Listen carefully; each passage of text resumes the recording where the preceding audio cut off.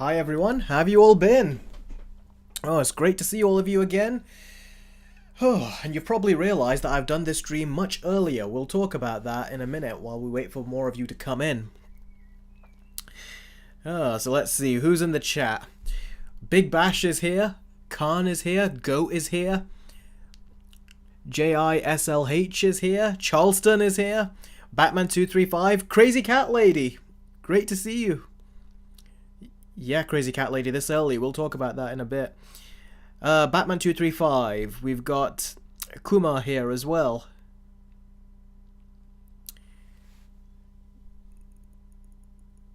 Electrify is also here. Yeah. Trevor is here as well. Howdy to you too, Trevor. Oh, so good to see all of you here. And as you can see, it's not late at night because we're not doing the stream so late. You've actually got more lighting in the room, although we have more lighting in the room, but I look a lot more orange than usual. So yeah, that's an adjustment I probably did not take into consideration. Let's see, can I fix that? Probably I'll have to reduce the saturation on the image. Give me a quick second and then I'll tell you why I'm doing the stream so early. Mr. Forful, G-Gamer, 10 Rex, great to see all of you here. Okay, let's bring that saturation down. Okay, it's not updating live, is it? Yeah, that was a problem. There we go. I think that looks more natural, but it needs just a touch more color. Let's add a bit more.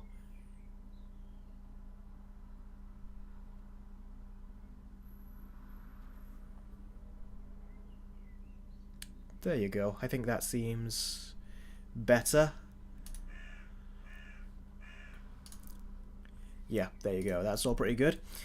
Alright, so let's take a look. We've got Jacinda in here as well. Joshman has joined. Yes, Joshman, I did read your message. I gave it a heart as well. I didn't respond because I was very busy, but I gave it a heart to let you know I had read it. So I appreciate that. Thank you. And let's see. We've got... how's this? Let's see... Jess is here as well, which is great. Yeah, it's great to see you guys. Oh, we've got the Cybernetic Hunter here as well. Well, Cybernetic Hunter, we'll be talking about that, and that'll be the first story we talk about, so don't worry, we'll get into that. Big Bash says that he's on a road trip. I know, I read your comment when you guys were tuning in and waiting for me to go live. Hope you enjoy your road trip. From what I heard, I think this is your return trip, isn't it? Okay, you know what? Let me just increase the color a touch more because it's driving me nuts looking at that. Let's... There we go. Maybe that should be better.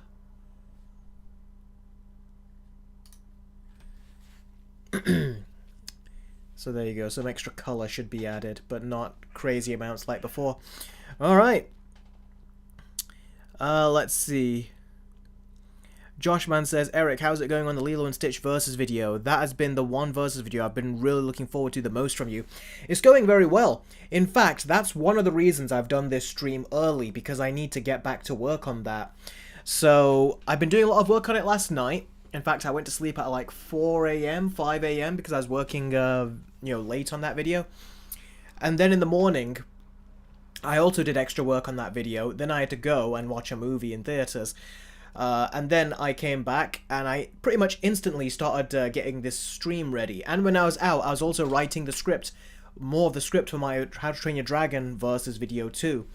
So yeah, that seems to all be coming into play, and I've just got the conclusion to write for How to Train Your Dragon now, the verses, and then I can get to work on that as soon as I finish the Lilo and Stitch one. Hopefully I can start working on that tomorrow. I also finished another video talking about a different Marvel thing recently. That video is complete. I've also finished my review for the Valerian projector, and I'm just going to do some finishing touches, and then that will be complete. Lilo and Stitch versus video, almost complete. Like, we're right towards the end now, like the last 10-15% of it that I have to do. And then we also... what we also have as well is, like I said, that Marvel video. So, I've been doing a lot of work, basically, and I'm also prepping for the How to Train Your Dragon video too, and... I still got the Patreon stuff that I'm doing for you guys, so a lot of work. I'm getting a lot of stuff done, so I hope you guys really enjoy. what I got coming. Movie King says, I didn't know you were streaming early. Yeah, I am streaming early, and I just gave the reason why. It's because I'm very, very busy getting other stuff done, and I just got back from the theatre, so I thought, you know what, let's just get this all done and do the stream early. Because when I do the stream at the end of the day, I'm usually so tired and exhausted. I think if I get it done now, it's about 7:25 right now in the evening. So if I get the stream done, do a 2-hour stream like we usually do, it should be 9:30 or less than 9:30, before 9:30. So I'll have, I can then have time to eat, and then I can have time to come back and do more editing. Summer movie season, man, I tell you, that is the hardest. It's usually so much harder to do work on summer movie season. Not only because it's super hot in my attic where I work, but also because there's so much work to do. And I hope you guys notice the increased video output. And I hope you also appreciate that I'm still trying to maintain the quality of my videos too. Alright, so Crazy Cat Lady, I saw your message. I apologize for taking a bit. I thought I would just, you know, say hi to everyone. So Crazy Cat Lady very generously has donated a $5 super chat, and she's also a member of the Discord as well. So I really appreciate that, Crazy Cat Lady. She says, oh yeah, rest in peace, Julian I hope I'm saying this right, McMahon, the 2005 Fantastic Four Doctor Doom. Yeah, he passed away, and I put that on the Discord as well. And some of you guys also put it on the Discord, that he actually passed away recently, and it was of cancer, which he kept very much like under the hood, so he didn't tell anyone. That's sad to hear. The things that I used to watch him in, I watched him in, not only, of course, Fantastic Four, but he was also on a very popular TV show at the time called Charmed, which was about these witches, and they would go after demons and all that kind of stuff. And I remember my mum used to watch it, and I'd be in the room when she was, and I remember he popped up. And then when I found out he was in Fantastic Four all those years ago as a kid, I remember I was actually excited, because I was like, oh wow, that scary demon guy is going to play a villain in here.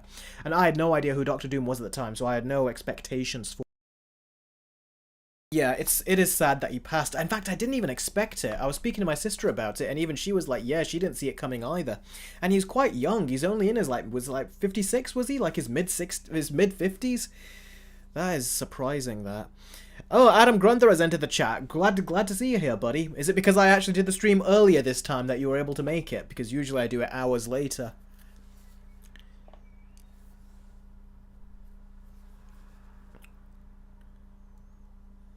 Electrify says, you watched the live-action How to Train Your Dragon. How was it? I have watched it, and I'm not going to tell you how was it. That's what the Versus video is going to be for, so I'm not going to tell you.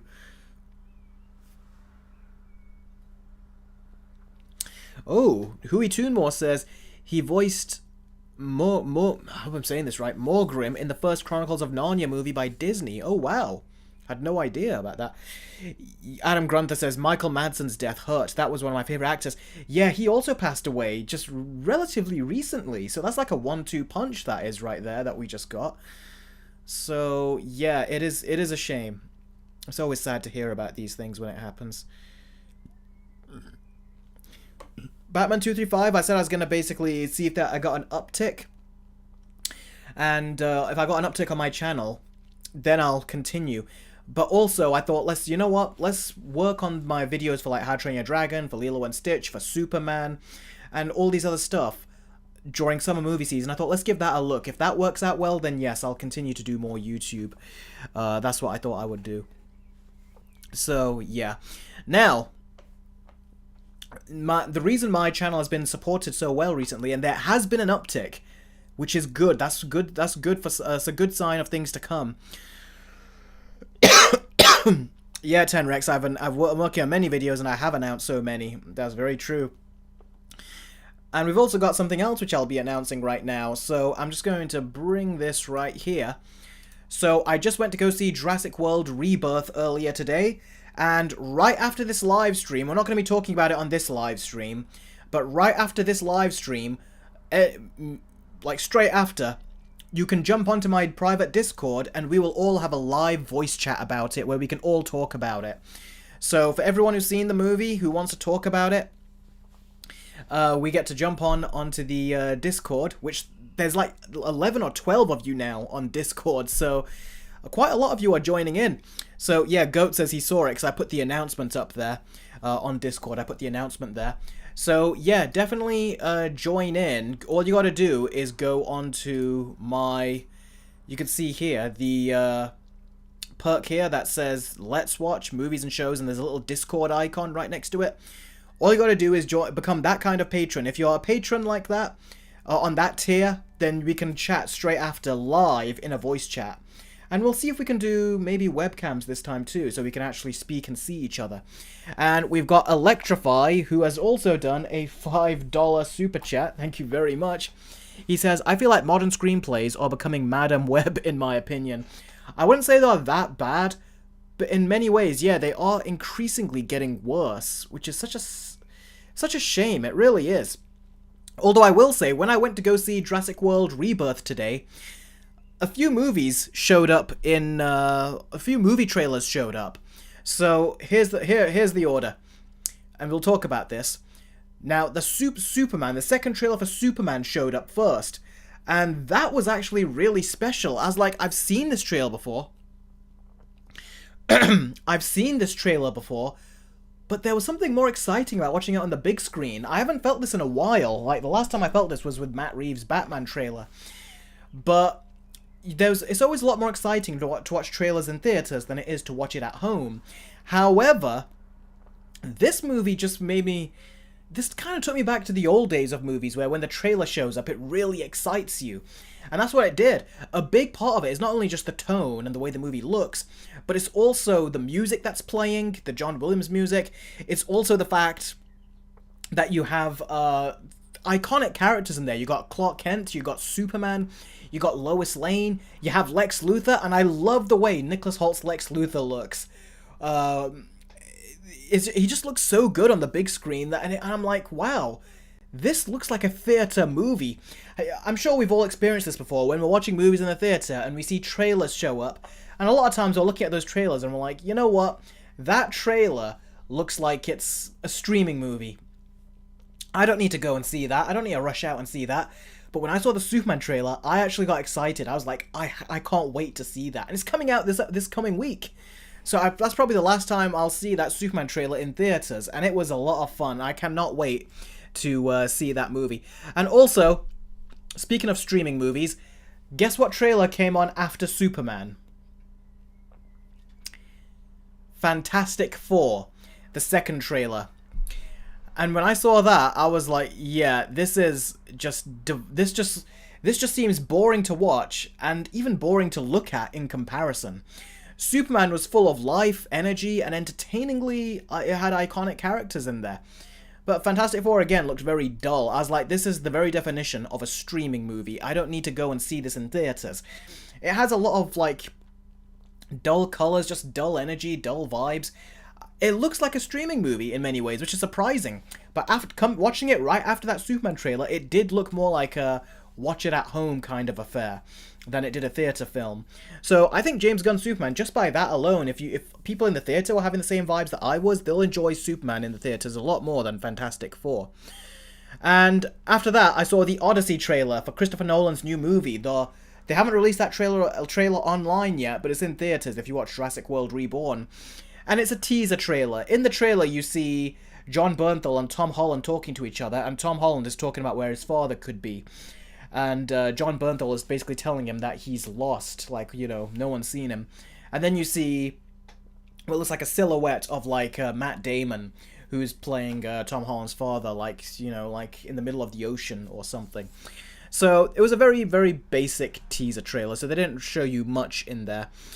But then we saw, right after that, they did a trailer about Leonardo DiCaprio, which looked like a super lame movie. It's like, right after those two, that's when they put that trailer? That should have been before, but yeah. So some fun trailers, and it was cool to see Superman and then Fantastic Four right after the other. Really kind of put things into perspective for me. Now, Adam says, I think this might be the first Lex Luthor we've seen in a film that is actually bald, as in not a bald cap. Well, Jesse Eisenberg's did get his head got shaved by the very end, didn't it, of Batman vs. Superman, but I know what you mean. Let me see, what else are you guys saying?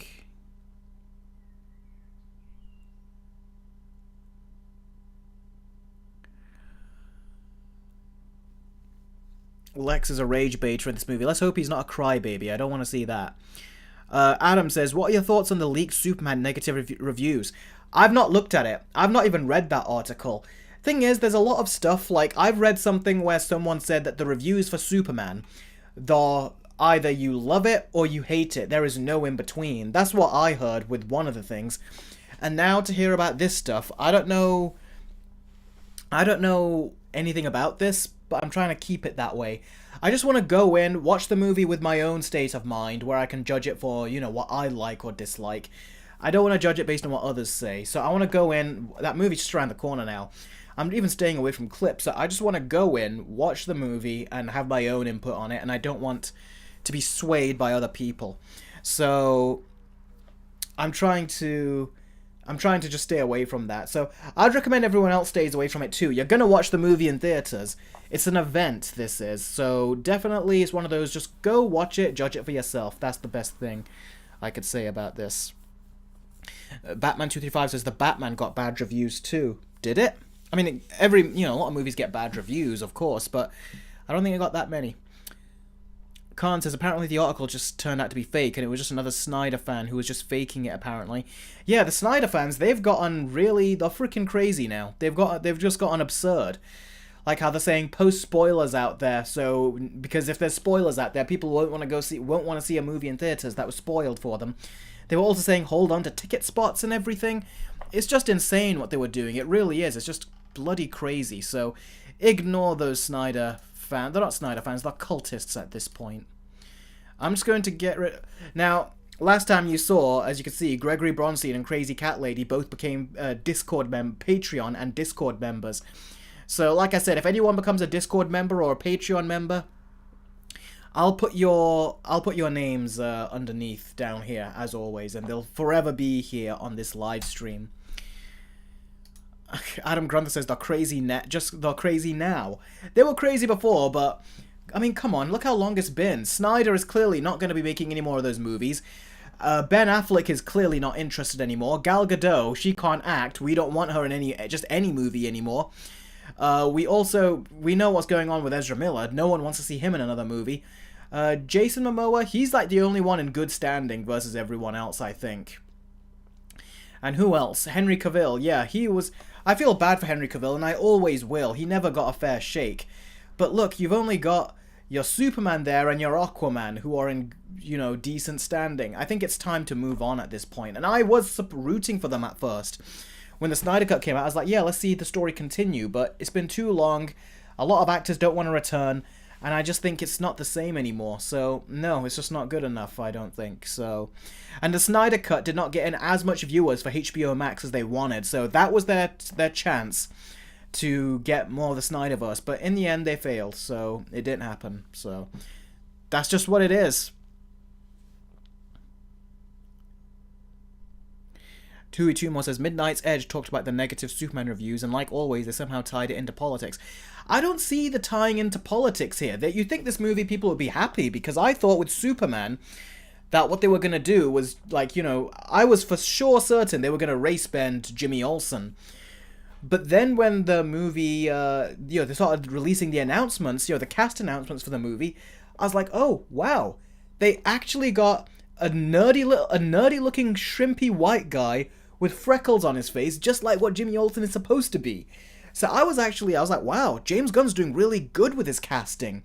So I don't know why they're annoyed, because the only race bending he's done in the movie was Perry White. He's got Wendell Pierce to play him. And Wendell Pierce, he's an amazing actor. If you've watched him in Suits, he is amazing. I even did a live stream where I was so happy that they cast him.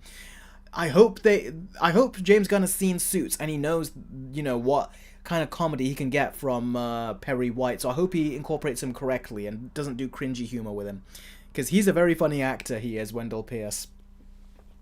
So yeah, but I don't see what they're complaining about.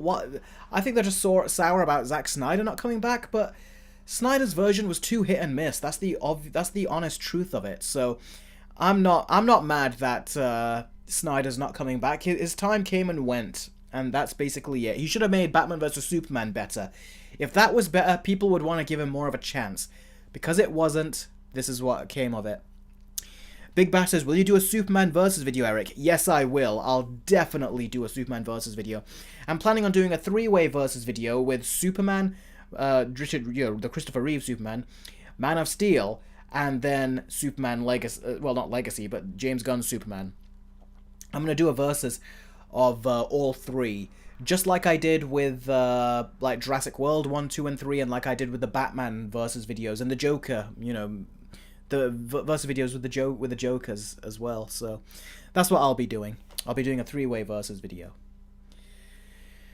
Big Bat says he likes Man of Steel. I remember, I need to see Man of Steel again to know what my present thoughts are. But I remember with Man of Steel, I actually gave it a 5 out of 10. So I was right in the middle in terms of it. I was like, I don't like it. I mean, I don't love it. I don't hate it.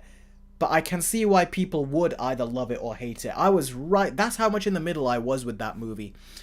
So yeah, but I'll curious to see it again in the next couple of days and see what I think after all this time. Electrify says, are you going to make a video on Jurassic World Rebirth? No. Something has to give. This month is too heavy with the movies, so of Jurassic World Rebirth, Superman, and Fantastic Four First Steps, I gotta pick 2 to cover. And the 2 I'm picking is Superman and Fantastic Four. Jurassic World, not really. There's nothing really to even say about it, like in terms of a versus video. I don't really know what I would want to say, but there's a lot more to say in terms of a versus video for Superman and then Fantastic Four, because there's history with those franchises. But there is no history with another Jurassic World sequel, I don't think.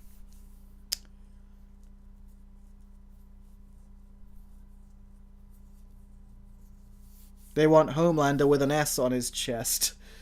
Yeah, that'll be ridiculous, wouldn't it? Batman says, can we have a Superman movie that isn't divisive? This shouldn't be divisive. At least I don't think it should. Let's hope James Gunn does well and right by everything. So that's what I hope.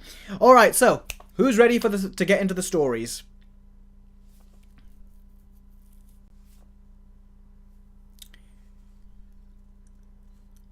At least Rebirth isn't as complicated as Dominion. I'll agree to that. But it has its own problems too, which I would say in some cases go beyond Dominion's problems. We'll talk on the Discord later and I'll explain those to you. Alright.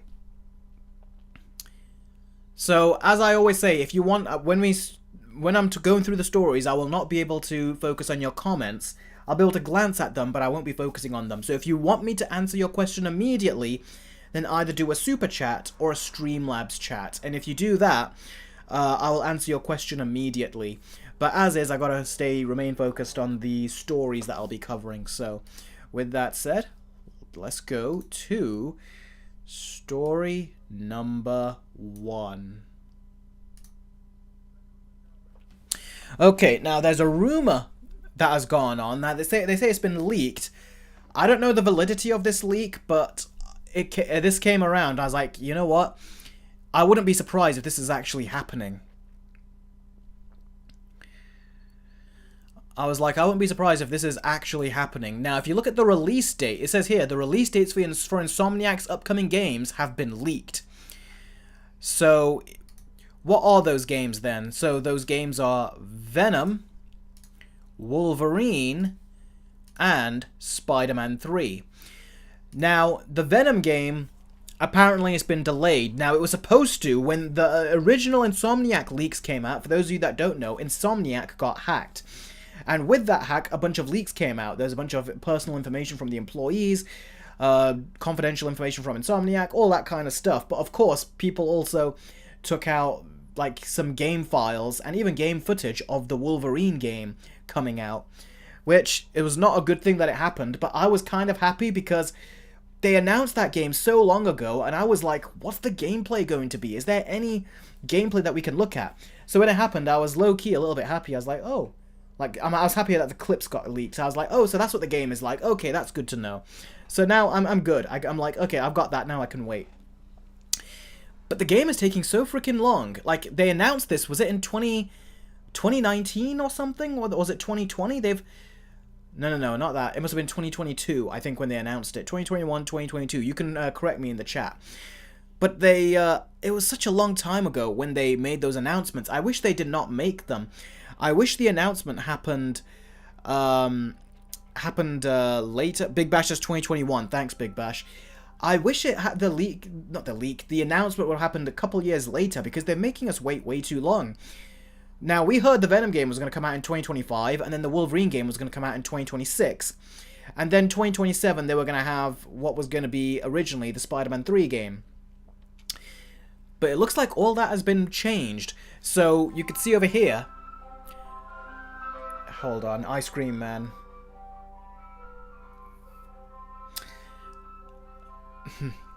Video games take too long to make. They do, Goat, but this is ridiculous. And I'll tell you why it's ridiculous as well in a bit after we go through these release dates. So the Venom game was originally going to come out in 2025, but now it's going to come out in 2026. The Wolverine game, originally it was going to come out in 2026, now 2027. And the Spider-Man 3 game was originally going to come out in 2028, although now it's 2029. Although I remember hearing that the Spider-Man 3 game was going to come out in 2027 or something, so it looks like even that got delayed too.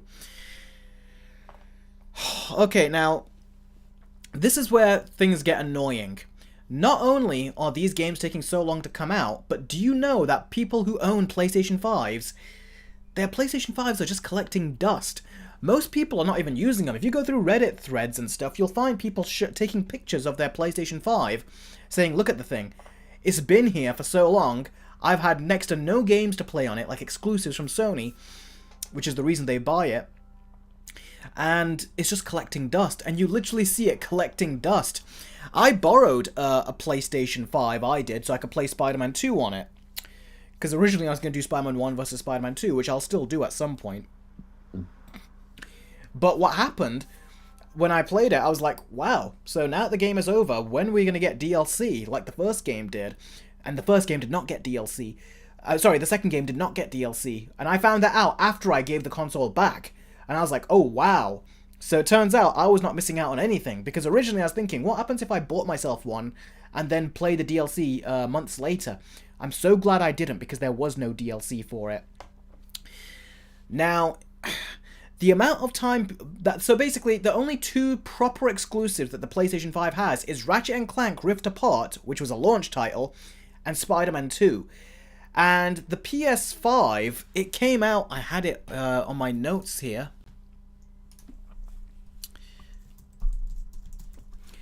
The PS5 came out in 2020. In 2020, so now we're in 2025, and that's essentially 5 years with only 2 exclusives. Can you imagine that, being an owner of the PlayStation 5 and only having 2 major exclusives? Back in the day, I say back in the day, it wasn't too long ago, but when the PS4 came out, there were so many exclusives. Yeah, it was a bit slow to start, but I owned a PS4. You can see all my PlayStation 4 games just right over here. I got so many exclusives, and that was what made the PS4 so great, was that there was just insane amounts of exclusives. And also remasters as well. It was a great variety. It was really, truly great to be a PS4 owner.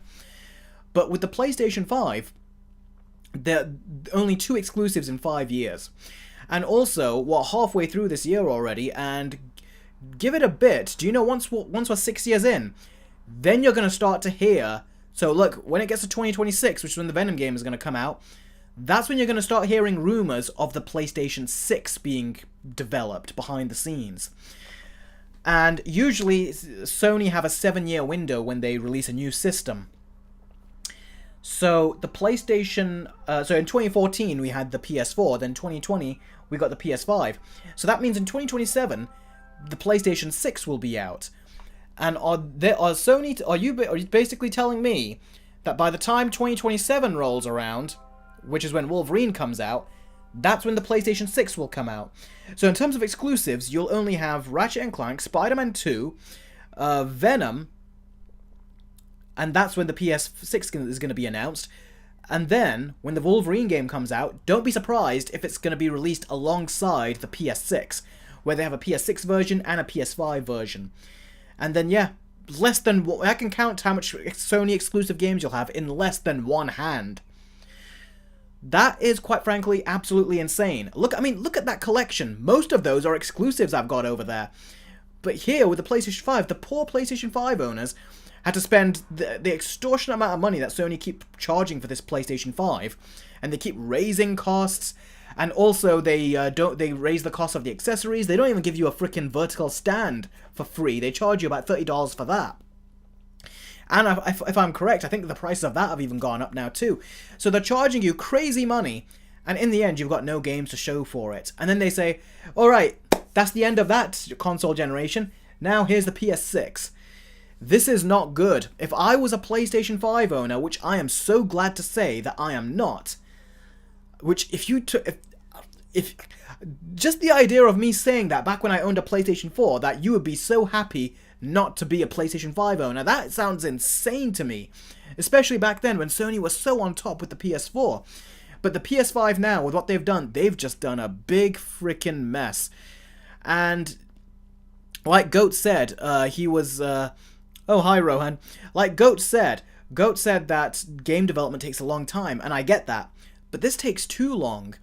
And a lot of people now, the reason you get a PlayStation really is for those exclusives, and there aren't really any exclusives. It's like they're taking way too long to come out. A lot of what the PS5 has are just remasters of games that were on the PS4. Games that if you still have, you can already play, so there's no point in getting the remaster. So, yes, this is really quite insane. The best advice I can give all of you guys who want to play all these games is wait for the PlayStation 6 to come out. By the time the PlayStation 6 comes out, every exclusive, both from Insomniac and from other studios that are trying to make exclusive games for the PlayStation, by the time the PS6 comes out, you can play all of these at launch. So I would recommend people do not buy the PlayStation 5 at this point and get the PS6. Or maybe even sell your PS5 closer to the launch of that, and then get a PS6 with the money you make from it. Basically, the PS5, Sony they've messed up. They've not gotten their release dates aligned, and their release cycle for a new console is just way too quick, given the development cycle that it takes to develop games for the PlayStation 5. So Sony really need to extend that new console generation. So instead of 7 years, maybe they wait 10 years. Because I don't think anyone has come close to even remotely pushing the PlayStation 5's graphical capabilities yet. And now they want to go over to the PS6, where game development will probably take even longer than the PS5. It just doesn't work. I don't think they've got a good strategy here. Whatever's happening, it's not syncing up. It's not lining up in terms of how much games they can deliver to customers within one console generation life cycle. So, yeah, I think that is very disappointing. Big Bash, I agree, when he goes, honestly, it should be 10 years. It should be 10 years, especially with the low number of outputs that they've released. Big Bash says most people play older games on the PS5 anyways. Yeah, that's true. But at the same time, a lot of people play older games on the Steam Decks now. I've got my Steam Deck, it's back there in that case. I'm playing a lot of older games now. I played Batman Begins on it. I also went through Arkham Asylum on it. I'm also playing Transformers War for Cybertron on it, which I can connect to this monitor that I'm, monitoring the live stream on. So I'm playing a lot more older games that you just can't even get on the PlayStation 5. I've also got Web of Shadows on it. Eventually I'm going to get Shattered Dimensions on it. I got, The Legend of Korra. I got the Deadpool game on it. There are so many games that you can just not buy anymore. And you can emulate or play them on the Steam Deck, which plays them great, and you can output those games at 1080p, and it will still run at 60 frames per second, or even higher than 60 frames, with all the maxed out settings on the PC versions of these games. So I feel like I've gotten so much more value out of the Steam Deck than I would have if I bought a PlayStation 5. Not to mention, you can connect the Steam Deck to a monitor and use a PlayStation controller on it, which is great. Or you could actually carry it around with you, so you're not locked into one location to play your games. And also with the Steam Deck, you can use remote play, like what the PlayStation Portal does, and I tried that with the PS4.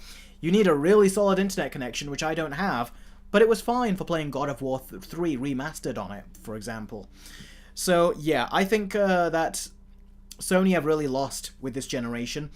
A lot of people, it's actually really tainted their name, not only because of how much they were trying to take advantage of the consumer with all these, anti-consumer practices, but they've really failed this generation. And this generation, while they've been, failing, other companies have been picking up the slack. like Valve over on Steam or just other portable PCs. A lot of people are looking elsewhere to get their gaming fix these days. And with the AAA games in general are taking a lot longer to make now. And even for myself, I'm like, you know what? Why wait for modern day AAA games when I can just go and play older AAA games?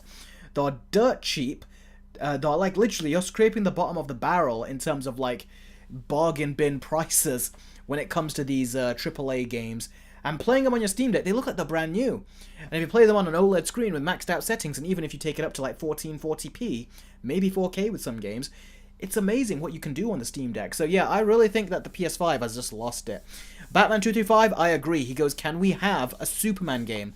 If Rocksteady made a Superman game instead of that shitty Suicide Squad Kill the Justice League game, then yes, that would be a game that I could still see a lot of people, including myself, still playing. That's what we've done with the Arkham games. Still played that long after they came out. To this day, I still play the Arkham games. But that Suicide Squad Kill the Justice League, I said this on my Discord. I says, you couldn't even pay me to play this game. And that very much remains true. Crazy Cat Lady says, watch, the dice will cost one more than the digital one. One more than the digital one, yeah. Well, more than the digital one, yeah.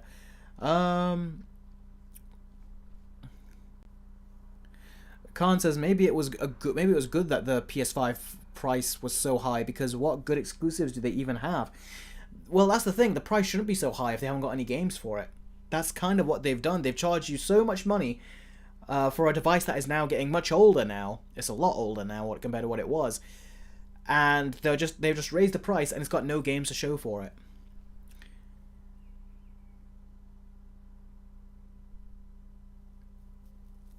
G-Gamer says, dang, so even if you did a Patreon commission for playing games, I would basically get refunded if I picked Suicide Squad game. Yes, you would. Like I said, you couldn't even pay me for that. Well, I say that, but it's more a figure of speech. Of course, everything has a price. I wouldn't be happy, but yes, if I put a certain price up there and someone agreed to it, then yes, I would do it. But, yeah, I'm not, I doubt that's going to happen. The price would be too high. Eric, I found Suicide Squad Kill the Justice League Deluxe Edition that cost 13,000 Serbian dinars, which is $130. I saw that post that you did on my Discord, Goat. I saw that when you did that. Yeah, that's insanely expensive for that game, because I found it, like I said, dirt cheap on Steam, and I still didn't get it. Charles says, I wanted a PS5 just so I could play Spider-Man 2 and Jedi Survivor. That was before they released Jedi Survivor on PS4 and Xbox One. Now I've got a PS5. It kind of feels less special. Yeah, they did do that, didn't they? They released it on the PS4 and Xbox One. I wish I could play it on my Steam Deck, but the PC version is poorly optimized even for high-end PCs. So, that's a shame. I Hate Anime is here. Says, why are you streaming early today? I'm streaming early because I got work to do later. So that's why I wanted to basically get the stream done now. And also, I Hate Anime, I also did this. I don't know if you saw it. I posted it on the Discord. But I've also got this live voice chat. As soon as this stream is over, we'll be talking about Jurassic World Rebirth on a live chat. So you definitely want us to stay tuned for that. For those of you that don't know, I've actually spoken to I Hate Anime and Goat on Discord. So we've actually spoken live, like on voice call. So yeah, if any of you would join Discord, it'd be great fun to actually chat to all of you guys in person. So yeah, Batman says, I want a new Superman game with rings. No one wants any rings in Superman. No way. Teen Titans game, says Big Bash. There is a Teen Titans game, but it wasn't a very good one. It was on the PS2, GameCube, and Xbox, I think, and it was not a particularly fun one. Joshman says he has a Discord. Oh, cool. So if you link it, yeah, you're gonna have to go to Patreon and link your Patreon to your Discord account. But yeah, if you do that, then you can join my Discord. And like I said, anyone who joins, I'll put their name underneath here where it says new YouTube, Patreon, and Discord members. So if you do that during the stream, I'll actually put your name under there, and it'll be here for forever on this particular live stream. Anime says, yes, I can join. Yes, I can join that. I have something to say that my friend told me today. Okay, cool. Look forward to chatting to you about it.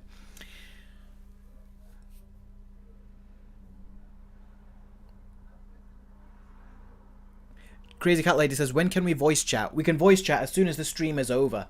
I'll be jumping onto Discord, and you guys can jump onto there with me, and we can chat about Jurassic World Rebirth.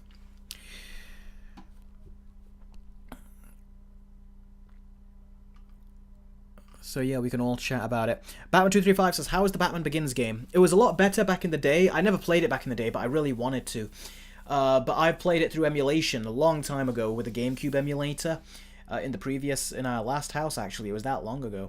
I had fun with it, but it's not great. You can tell it's the controls are not great. It's aged a bit, but it's still fun to revisit and go back to, especially to hear Christian Bale and all these actors voicing, offering their voices for the game. Big Bash says, Eric, I saw there were historic missions on the PSP version of The Force Unleashed. There are, and that's something that the PSP version has that no others does. It also has an Order 66 mode, which is so hard to beat, but I beat it like 3 times, because I used to play that much when I was a kid. And there's also a lightsaber duel mode, which is so fun. You don't get that on any other versions of The Force Unleashed, so that's why The Force Unleashed, to me, the best version is on the PSP. It's even better than the Switch version, which is out, which is basically a port of the Wii version. Goat says, what do you mean historic versions?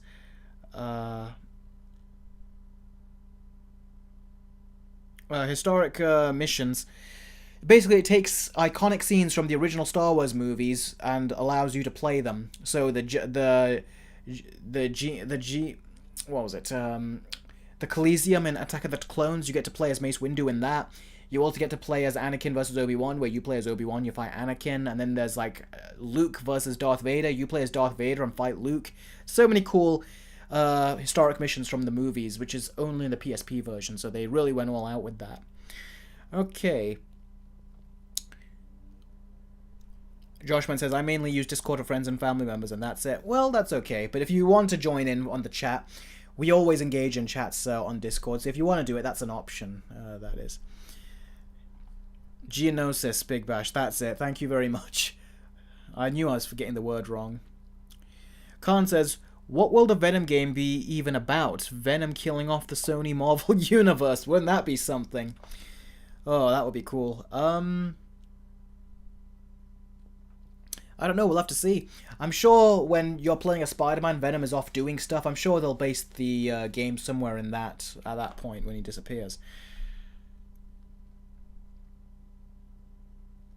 Ah, cool, Big Bash. That's great. I hope you enjoy it. That was a bit tricky, I remember. Nathan, do I hate Disney live-action remakes in 2025? Yes, I do. Saeed is here. He goes, yo, Eric, live stream this early. Yep, I had a lot of work to do, so I thought let's do the live stream early today. Okay. So, has anyone else got anything to say about this? Do you think it's ridiculous that we have to wait this long on the PlayStation 5? Was it you, Goat, that said you had a PlayStation 5? Anyone who has a PlayStation 5, let me know. How do you feel right now that it's taking so long to have these games release? Does it not bother you? Does it bother you? Are you thinking this is not at all what you thought it would be when the PS4 came around? Were you thinking it was going to be like the PS4 again, where there was a lot of great exclusives coming out? Khan says, at this point, I'm glad I don't have a PS5. You and me both, buddy. Although, I was tempted at one point, and I almost could have done it, so yeah. It's annoying, says Big Bash. Douglas Tyler, thanks for joining, Doug. He says, I feel mad. I would feel mad too, buddy. I'm really, so I really feel for you in that regard.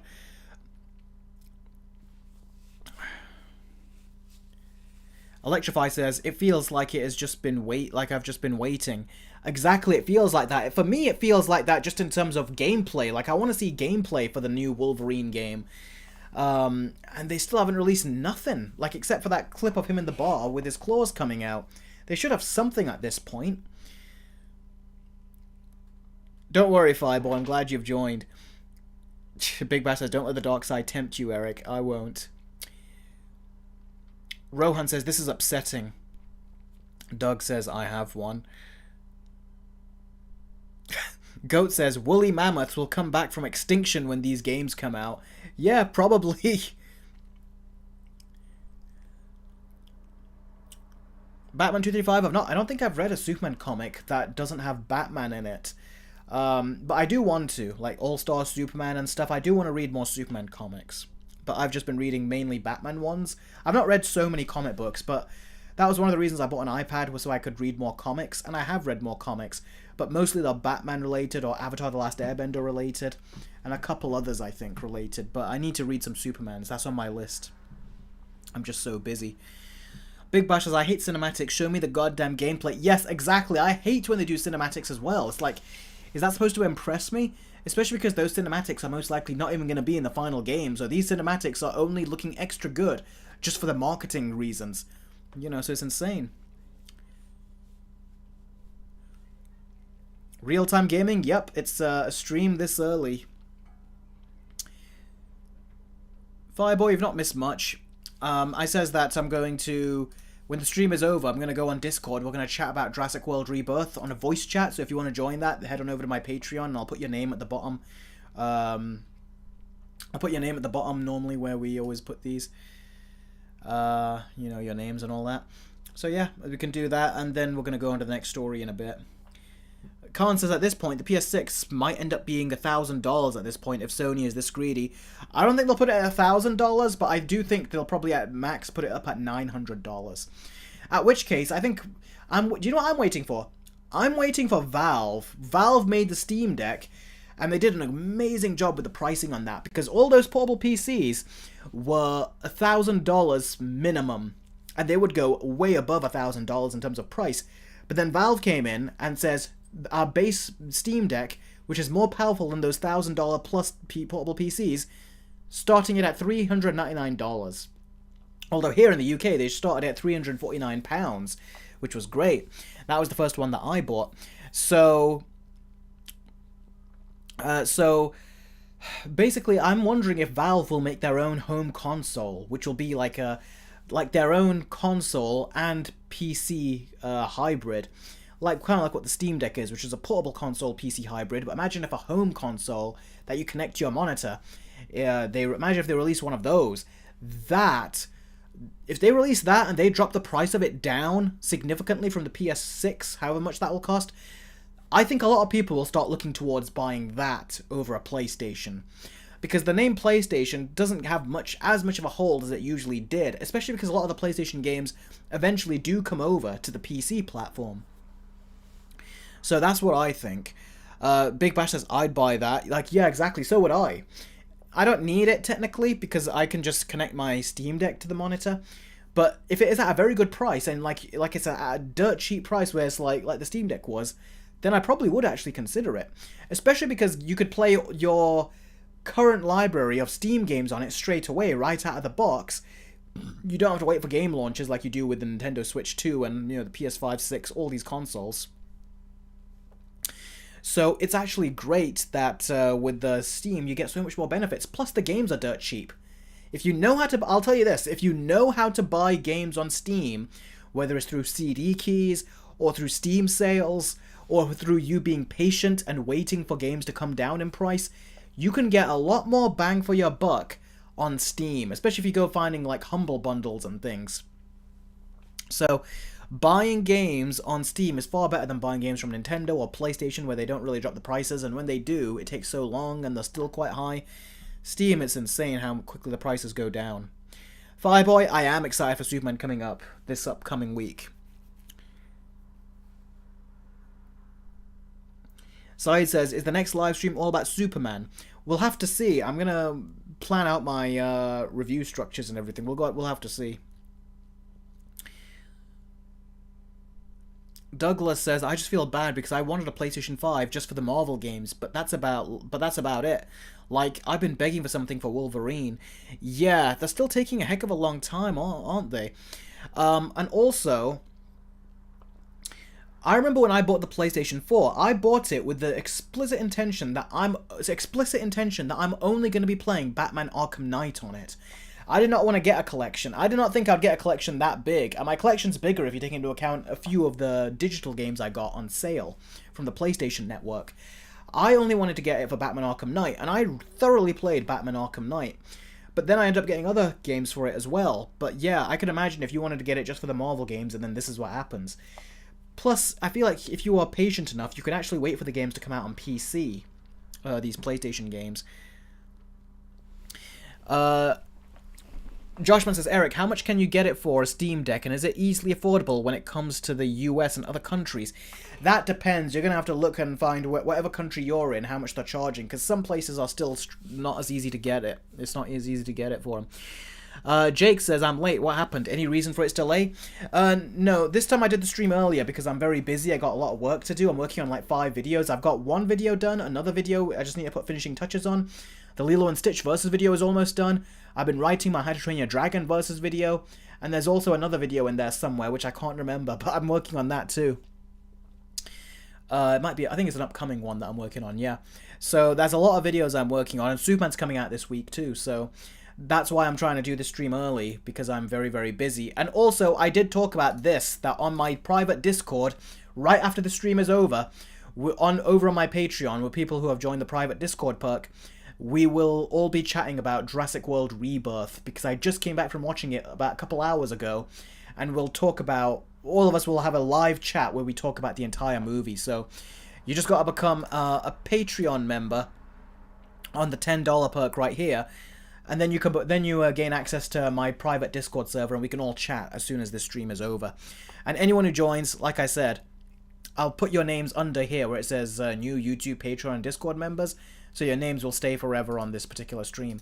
But that's what we'll be doing as soon as the stream is over. We'll be chatting about Jurassic World Rebirth live, and there's about 11 or 12 of us on Discord already, so yeah, that is growing, which is good, and it fully supports the channel, as I always say. Goat says, I'll probably join. Cool, we can have a chat about it. How much is a Steam Deck in the UK?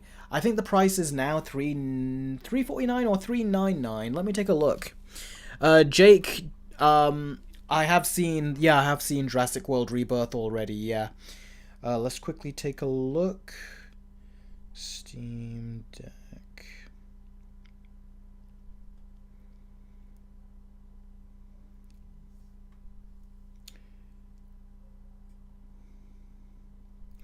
It's just taking me to the Steam sales, which Steam is going through sales right now. Well, here we go. £349 for the 256GB LCD Steam Deck. I'd recommend going for the $479 512GB Steam Deck because it's the OLED version. It is quite a bit extra, but the screen is that much better. It's a touch more powerful, it's a touch more bigger screen, and it's definitely got a better battery. But I'd recommend that. That's the one I have. Anyway, Goat, if that's great. If you can join the Discord, that'll be fun. Cole says, hey Eric, have you seen F1? I watched it yesterday. No, I haven't seen F1. But funnily enough, when I was looking at tickets to see how packed the screening for Jurassic World would be when I went earlier. I did have a look at F1, and F1, one of the screenings was actually sold out. That doesn't happen regularly here, so that genuinely surprised me, that did. So it seems like people are enjoying that movie. And Cole, if you've not heard, we will be discussing Jurassic World Rebirth on Discord right after this stream, so if you want to have a live voice chat with me and some other viewers as we talk about the movie, all you got to do is join Patreon and Discord in order for that to happen, and then we can all chat about it right after the stream is over, as soon as I end the stream, jumping straight onto Discord. So just letting everyone know about that right now. My favourite historic mission, Big Bash in The Force Unleashed, I don't know, I haven't played it in a long time, but I did really like Darth Vader versus Luke. That was always a lot of fun, I thought. Side says, ooh, Douglas is going to watch Superman on his I'm going to see on my birthday this Friday. Are you talking about Jurassic Park, or are you talking about Superman? Side says, the calm before the storm of the best movie of the year, Superman, hopefully. Yeah, here's hoping. Batman235 says, Eric, what was that goal about a Superman clip? Well, there's basically a Superman clip where Superman flies into Lex Luthor's office, and that's all I've seen ultimately, because I scrolled past it. I said I don't want to watch any clips, but I says that if we do reach our goal, that I will watch and react to that clip, and I'll do it live on Discord with you guys. So that's what that's there for. Oh, Superman, says Douglas. That's great. That'll be a great birthday present to watch that. Hopefully you enjoy it. Jake says, I'll get Patreon someday. That's okay, whenever you want to get it. But whenever you do, it'll be great to actually put a voice to your name. Because I've spoken to all of you guys for so long now. It was so nice to actually speak to a bunch of you on Discord and actually hear your voices for once, rather than me speaking and you guys hear and see me. All I see of you guys is a username and your comments, so yeah, the more the merrier. That way I get to speak to more of you, which I really do enjoy. So yeah, I think we're done with this story. Game is gonna take all these games are gonna take an extra full year delay, which is very unfortunate. So you best find other games to play because you're not gonna be playing these ones anytime soon, which is sad to see. All right then, next story. Jake, you're not the only one who's got a mundane sounding voice, so don't worry about it. I would even say my voice can be mundane too. Okay. And if you don't want to, and also, Jake, if for whatever reason, if you don't want to talk with your voice on Discord, then you can just chat with text, and I'll still read those live as it happens then as well. Okay, so next story. Look at that face. I was gonna say something cruel, but I'm not that kind of person, so I won't. But basically, this guy is Neil Druckmann. He is the person who is the co-creator of The Last of Us. The Last of Us is a very popular video game. And you can see right here, this is the main character, Joel. On the left is Joel from the video game, and on the right is Joel from the live-action show of The Last of Us. Now, The Last of Us Season 1 did very well. Great viewership numbers, great reviews, people loved it. Kind of like how people loved that first Last of Us game. But I always knew that when The Last of Us 2 came out on TV, that it would cause a huge stir, and it would get a very big negative reaction. And I knew that because I had a negative reaction, and so did many, many other people have a negative reaction to The Last of Us Part 2 game. Which I am so glad we actually found out ahead of time, because I was actually going to drop 60 quid on The Last of Us Part 2 on day one. And could you imagine if I actually found out that what happened to Joel? Spoilers, guys. I'm going to spoil something quite big for The Last of Us 2. But Joel, his death, if I found out that happened so early on while I was playing the game, I would have been pissed. And I would have felt like I was ripped off, because the marketing showed us that Joel was actually in the game, like the main part of the game. But then they killed him off right at the beginning. And that pissed everyone off. And people hated Neil Druckmann for that. Because Neil Druckmann, he really seems to have a stick up his butt. He seems to despise the fact that people love this character. And he keeps making it out. It's like he's trying to say that Joel is evil, Joel is this, Joel is that. But the thing is, in this post-apocalyptic world, there are a lot of people that have done bad things. I don't know why he singles Joel out as the evil one, when so many other characters have done terrible things too. But basically, they killed off Joel in the Last of Us TV show in Season 2, and people got pissed with it. Not only that, I'll say this though, people getting pissed, it was good, because it actually validates those of us that didn't like his death in the second game, and shows that, yeah, turns out it was something that loads of people would not like. And the viewership numbers for The Last of Us Season 2 plummeted when Pedro Pascal was no longer in the show. Because, oh, I'm blanking on the other actress's name who's playing Ellie in that show. If one of you guys can tell me in the chat, I'd appreciate that. I'm blanking on a name. I had it and it just went. But she is not okay, I'm gonna wait for her name. Bella Ramsey. Thank you very much, Batman. Bella Ramsey, she's a good actress, but she was kind of like, like, I can see her as Ellie and I can't see her as Ellie. That's what she was like for a lot of people. But in The Last of Us Season 2, she's not doing it. She doesn't have the sophistication in her performance that Ellie had in the game, apparently, in the second game. And ultimately, whereas Pedro Pascal can lead a show on his own, she cannot. And that's one of the many reasons people are actually dropping off on the show, and it has had a huge dip in viewership. And right when that happened,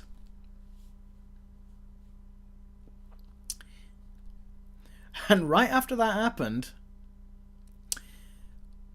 well, just recently actually, Neil Druckmann posted this onto his Instagram account. Now I'm going to make this bigger so you can see it, and we'll cover up Neil Druckmann's face. Go on, we'll do that. Don't want to see his face anyway. This is something that Neil Druckmann said, and this is very telling of what happened. So this is what he says. To our Naughty Dog community, I wanted to let you know that I delivered the following message to our team this morning. Now this is Neil Druckmann speaking. I've made the difficult decision to step away from my creative involvement in The Last of Us on HBO. With work completed on Season 2, and before any meaningful work starts on Season 3, now is the right time for me to transition my complete focus to Naughty Dog and its future projects, including writing and directing our exciting next game, Intergalactic: The Heretic Prophet, along with my responsibilities as studio head and head of creative. Co-creating the show has been a career highlight. It's been an honor to work alongside Craig Mazin to execute, produce, direct, and write on the last 2 seasons. I'm deeply thankful for the thoughtful approach and dedication the talented cast and crew took to adopting The Last of Us Part 1 and the continued adaptation of The Last of Us Part 2. Now, when you read that, this is something that happened that became apparent to me. Look at what it says here on the second line, leading into the third line of the text right here. With work completed on Season 2, and this is this is the kicker, and before any meaningful work starts on Season 3, what does that tell you? Before any meaningful work starts, so before important work starts on Season 3, anything that matters, he's being let go, basically. The reason why is because him killing Joel has had such a negative impact on the show. Basically took a show that was getting all these accolades, getting all of these like great word of mouth like awards essentially. All of a sudden now, people have dropped off. It's now a show that people are almost looking at as a Joker 2 situation, where they're saying that I'm not watching this, Last of Us 2, I'm not watching this anymore, and people have dropped off.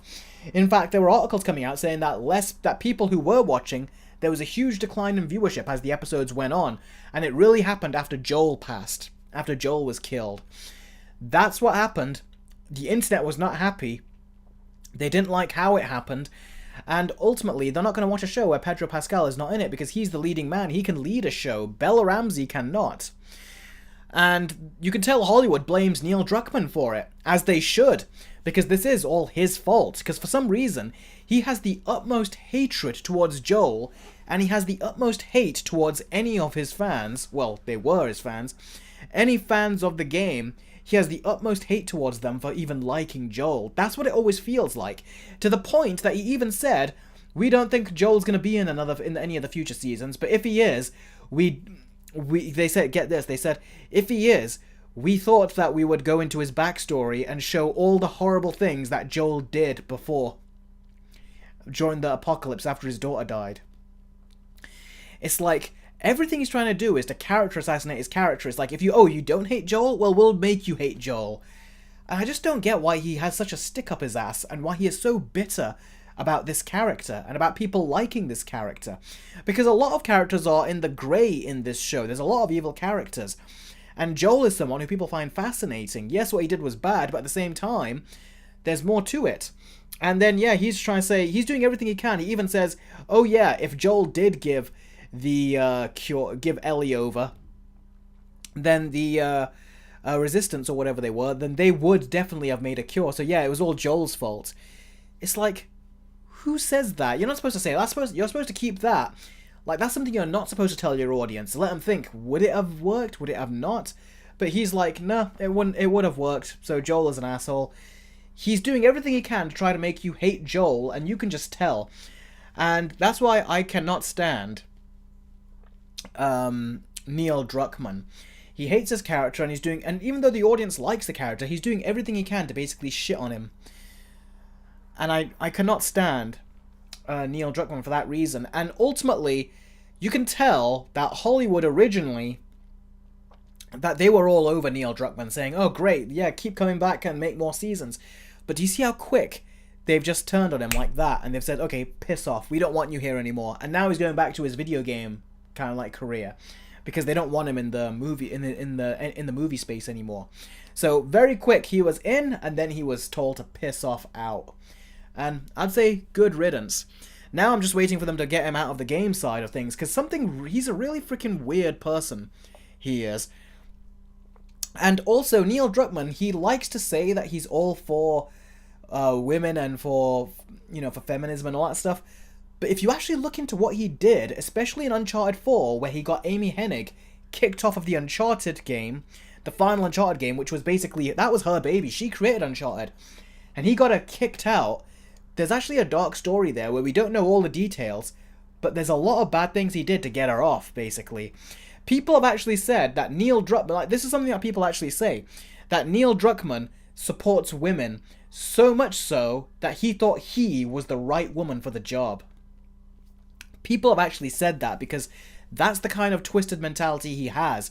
The deluded mentality where he says that, oh, he's all for this and that, but then when you listen to what he's actually done behind the scenes, it's actually really crooked.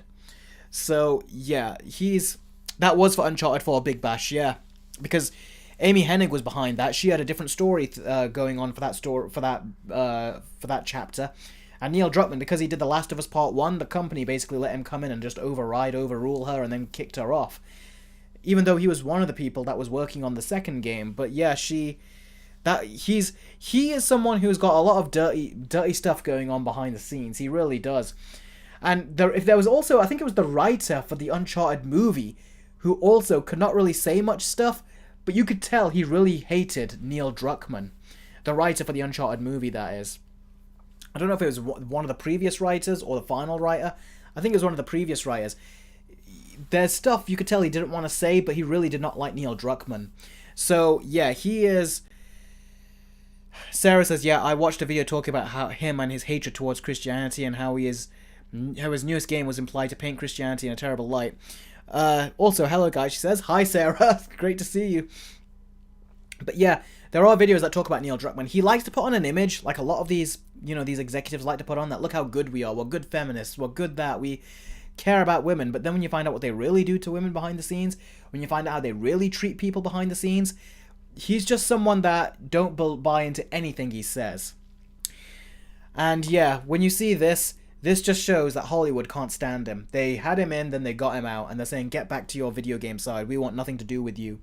And I would say, great. He's really got letting just the success of the first Last of Us game get to his head. That's what I feel. So, yeah, him saying this doesn't surprise me. Also, if I do this, there are also comments on this where people actually talk about what Neil Druckmann said. There's a comment in particular. Let me see if I can zoom into it enough. You're probably not going to see me as I do this, so just listen to what I read out for you guys.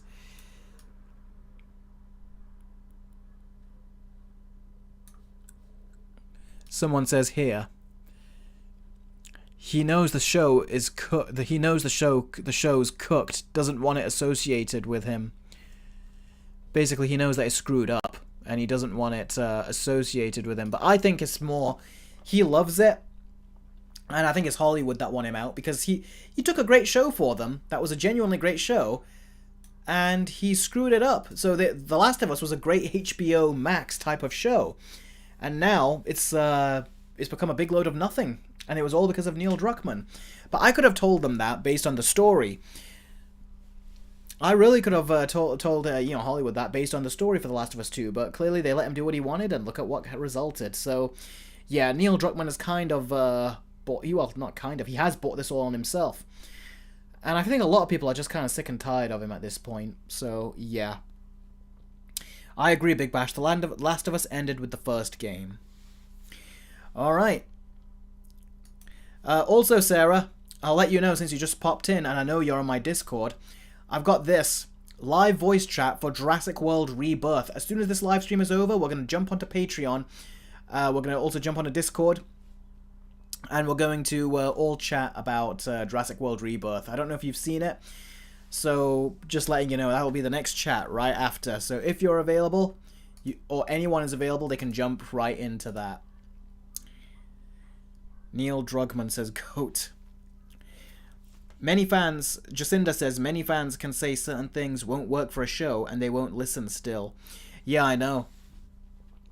I think that they thought that Neil Druckmann did such a great job with the first season, he can't screw up again. He can't screw up with the second. But unfortunately, Warner Brothers went through another Joker 2 situation, where the first one was so good and the second one just took all the fans away. And the third season's going to be all about Abby, so I don't think anyone's going to be interested in that, really. Logman says, hey Eric, sorry I'm late. No problem, buddy. Glad you joined in. Because I just told Sarah, I'll tell you, Logman, right after the stream is over, we're all going to jump onto my private Discord, and we're going to chat about Jurassic World Rebirth. Because I just came back from watching it a couple hours ago, so if you want to join in, all you got to do is head on over to Patreon and join the Discord perk, and then you'll be a part of my private Discord, and we can all chat about the movie. Big Bash says Abby's dad was the real villain. He was going to kill a child. Yep, but no, actually no, Big Bash, you're wrong. According to this guy, he says that Joel was the problem. Yeah, I'm not even going to play devil's advocate. I was playing that with you right there, but no, yeah, it's just such a stupid thing, isn't it? Stupid plot. Joshman, yeah, Abby was such an evil character in both the game and the show. Cole says, I haven't even seen Season 1, but after hearing about Season 2, I don't even wanna. Yep, see, that's another problem. People knew, if the Season 2 was good, more people would want to come in and watch Season 1 than Season 2, than the next season that comes out after, but even people who have just heard of it and who have not seen it are saying that they're dropping off of the show. So yeah, Neil Druckmann really screwed up poorly. Screwed up big here. Goat says, he definitely supports player 333 and 100. Yep, he sure does. Alright then. Next story. Unless anyone else has any questions about that, anything they want to say about Neil Druckmann or about The Last of Us, do you want to say anything before we move on to the next story?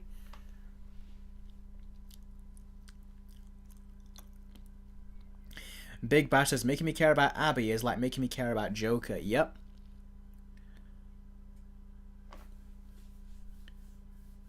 Jake says, why would they make Joel sympathetic and have a heart in a world that's falling apart and expect no one to like him? Exactly. He was a complicated character, but Neil Druckmann is saying it like in simple black and white terms that no, he's evil. And if we do bring him back in the show, we're going to show even how more evil he is. It's like he's character assassinating his character, a character that made his freaking career. He's just pathetic. I see a pathetic man here. Also, get this. There was a clip. I want to find it and I'll put it in the chat for you. It's only a 20-second clip. It's called Neil Druckmann Ignored at Golden Globe Awards.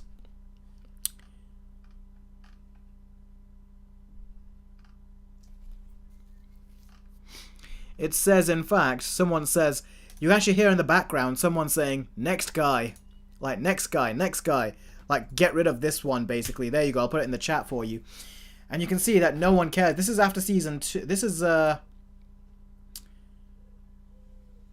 actually, was this not after season 2? Was it? When did Last of Us 2 come out? Basically, this is something that people were doing at the time on the Golden Globes. They were like, they didn't care. Next guy, next guy. Which was funny. And I feel like if he went to the Golden Globes now, he probably would have even a worse reaction than that. But anyway. Yeah. That's the end of Neil Druckmann. Done talking about him, unless any new info comes up.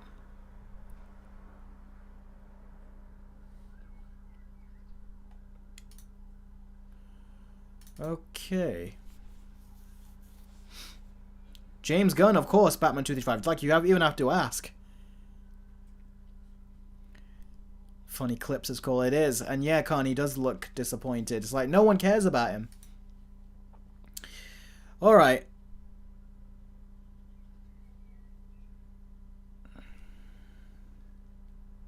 I do agree, Jake. He says, I'll be fair and say some people are being too mean to the actress who plays Ellie. I do agree. I don't understand why people would be mean to the actors, unless the actors say something. But yeah, you always should send that towards the people calling the shots. And Neil Druckmann is the one you can send that, send all that to.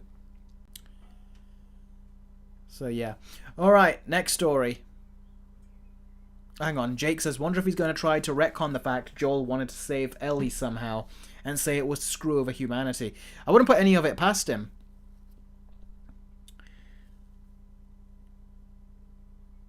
Neil Druckmann is the true villain of The Last of Us, says Deadwool Productions. Yep, I agree.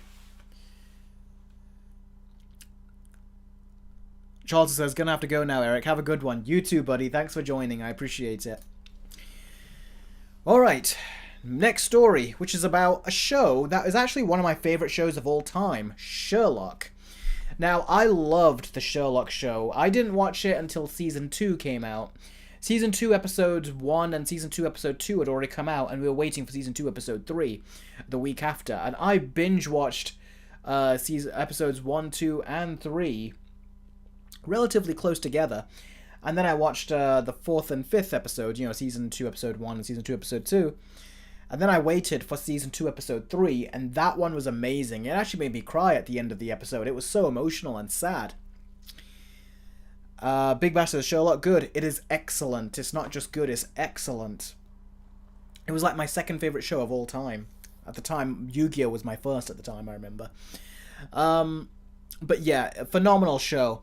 And we got some information recently from the guy who plays Mycroft, who basically is the writer as well, Mark Gatiss. Now, for those of you that don't know, I wish I'd brought a picture here, but I forgot to get a picture.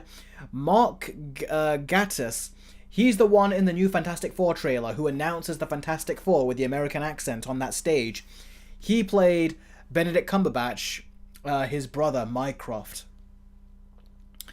And he basically did an interview recently where they asked him, when he was doing press for his new show, they asked him a question, and this was his response, which was quite sad. He goes, now first of all, they asked him a question, will it be rebooted? Will they reboot it or anything like that? And he goes, no, we had our go, and we struck gold with Benedict and Martin. I mean, there's no, what would be the point? You just be doing it again. And to be frank, you know, I'm 60 next year. It's incredible. And how many more things can one do? I'm committed to doing this, and I'm very interested in doing new stuff, and Bookish is what I want to do, which is a new show that he's doing. So I think it's great too, as I said yesterday, it's great to tip your hat to what a wonderful thing it was, but also it's lovely to move forward. So yeah, there you have it. It sounds like he's not saying full on no, but he pretty much is saying he wants to move on, which is kind of sad because Sherlock was such a great show. I feel like they could have continued it, but sadly they never did. Now, I heard Sue Virtue, who's the producer on the show and one of the showrunners, his wife, she actually said that Martin Freeman and Benedict Cumberbatch didn't want to come back. So that's probably another reason why. Again, a big shame. It really is. I wish they could have come back more. But yeah, it ended with Series 4 and a movie, which was a special, which was The Abominable Bride, which was like the horror episode, which took it back to, to Victorian times and all that, which was great. A period piece. So yeah, it's so sad they're not making another season. I was always kind of thinking, what if they did? But the disappointing thing is that they never told us that that was the final season. So we assumed there would be another season, but it turns out there never was, which was unfortunate.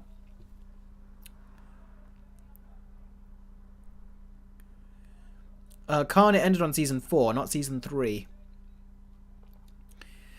Joshman, yes, I have watched the Hobbit trilogy from Peter Jackson.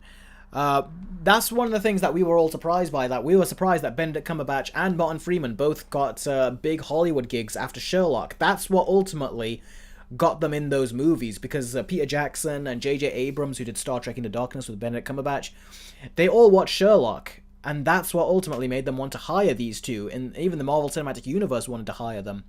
So that's where it all came from. So it's interesting to know that Benedict Cumberbatch, Martin Freeman, and Mark Gatiss are all in the MCU now. That's funny to think.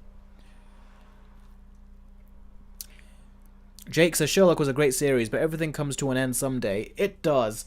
But I just wish they would have let us know that was going to be the end. That way we really could have savored it. But we went in assuming there was going to be more. So it was always kind of a bit of a Felt a bit anticlimactic just for it just to end the way it did. Not because it was an anticlimactic show, but because we weren't going to get any more. That was kind of the shame. Jacinda says, Series 4 ended too cleanly, but I liked it. If I knew that was going to be the end, then I'd be glad that they ended it that way, I think, personally. Season 3 and 4 were hated. Season 3, Episode 1 was that one, I remember. I like Season 3. I don't know why Season 3 would be hated. Season 4, I think, was the hated one. I liked Season 4, but I hated the first episode of Season 4. That was the one I did not like. So I even did a review of Sherlock Series 4. If you go to my channel, before I actually did my first Versus video, which was a series of unfortunate events versus Lemony Snicket's, I actually did a video where I talked about the Return to Arkham games on the PS4 back over there, the Return to Arkham games, Batman Arkham Asylum and Arkham City in that. And then I also talked about the Sherlock season. I reviewed each episode in there, like a mini review, so if you want to check it out, go back to that, when it was new. And also I did a video, I also talked in that saying I got an idea to do a new series which could end up going on, and that ended up being the Versus series. So if you want to see that, definitely go back and see that. Big Bash says, what do you like most about Sherlock? I love the mysteries in it. I love the mysteries, I love the characters. That's what I love what they did. They made the mysteries with Sherlock Holmes the most interesting it's ever been. In fact, the way that when Sherlock Holmes is on his smartphone and you see a little window, special effects window pop up with text being typed, Sherlock introduced that. After Sherlock did it, all these other shows were copying it. They were like, wow, that's actually really... that's like a good way to show what's on someone's phone without showing their screen all the time. So Sherlock started that. That was a trend that Sherlock did, and I remember it blew me away the first time I saw it.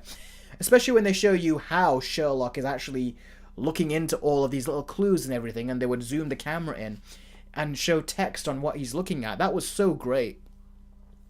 So Sherlock Holmes, they did an amazing job of visually showcasing all of that stuff. I thought that was truly phenomenal. So yeah, it is sad that it sounds like he's pretty much saying that is it. What is your favourite moment in Sherlock, says Fireboy? There's too many. Goat says, why are there 3 episodes every season? Because each episode is an hour and a half. It's like a movie, so you got 3 movies in that season.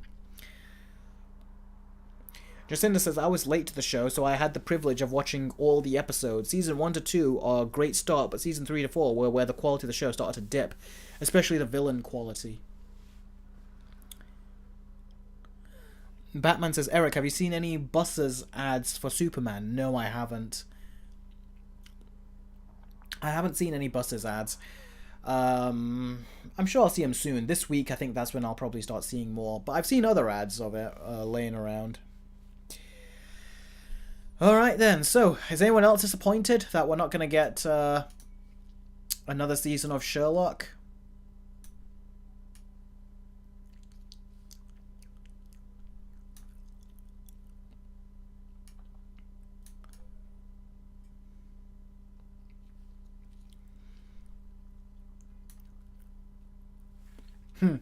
Ten Rex said never heard of it. Wow. Goat said never watched it. Movie King says, do you get about the James Gunn Indian controversy and how it was absolutely blown out of proportion? I've heard glimpses of it. It sounds pretty silly to me. But no, I have not looked into it fully. Again, I'm trying to stay away from all this Superman yatta because it sounds like needless controversies are going around. They should all just shut the hell up, honestly. So the Snyder people just shut the hell up. And people are trying to say that, oh, look how bad it looks. It's just, the movie's coming out in a few days. Watch it, judge it then. But going in when they're doing it, the word grifter, when people say grifters, I hate that word, but in this case, it does apply. It feels like they're just hating on it to get the views and the clicks. And now, you guys know how much I feel like that with James Gunn sometimes. Because I don't think he's very good when it comes to balancing tone. But I'm still willing to give him a chance with this, and I feel like others are not. It's just ridiculous. How is the Odyssey teaser, says Electrify? It's a very, very basic teaser. Quite frankly, there was nothing in the visuals of the trailer that I was like, oh wow, there's the Christopher Nolan visuals. You would never know it was directed by Christopher Nolan, quite frankly, from what they showed us in the trailer. It's a very basic trailer is what it was. It was a teaser. Exactly, Batman. Superman is not like a Guardians film. That's what I hope it's not. I don't want it to go in feeling like this is a Guardians movie. Alright then, so, time for the Q&A session. And remember, we're going to be doing the Discord chat. We're going to be doing the Discord chat as soon as the stream is over. So if you're going to want to jump on there to talk to me about Jurassic World Rebirth, you can. Big Bash says, how was Tom Holland in the Odyssey teaser? He was tearing up, it looked like. And I was surprised that was him, because you hear the voiceover first. And you find out that it's Tom Holland. I was like, oh, that didn't sound like Tom Holland at first. So I was like, that's cool, whatever voice he's putting on. But yeah, I'm curious to see what will happen when the movie comes out. Let's see what it's like. We'll get another teaser at least.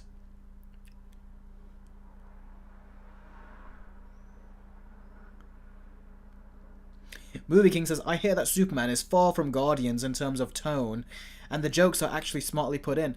That's great to hear. I really want to hear that. Goat says, how long is the projector video? It's about 10 minutes long, the projector video. Gotta go, Eric. Bye, says Fireboy. Take care, Fireboy. Thank you for joining the stream. I really appreciate it.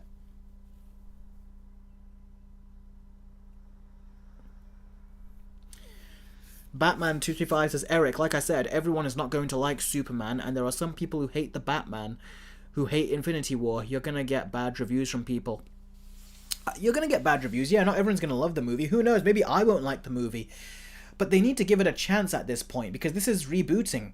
It's restarting. Superman is a younger Superman here. He's not full-on grown up like he's supposed to be, so just give it a chance. And it's not, you don't have to wait long to give it a chance, just a few days. So, yeah.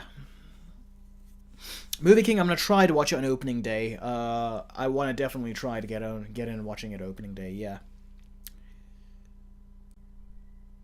Joshman says, have you seen the R-rated extended cut of The Hobbit Battle of the Five Armies? Is there an R-rated cut? There are extended cuts. I don't know about them being an R-rated cut.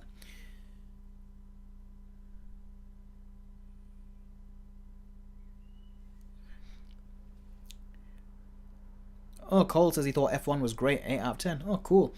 Pop Culture Fan says, hey, Eric, I understand the main reason you aren't a huge fan of the MCU is because you see the potential in mature storytelling. And I would like to say one thing to that. Why? Well, let me read your question again.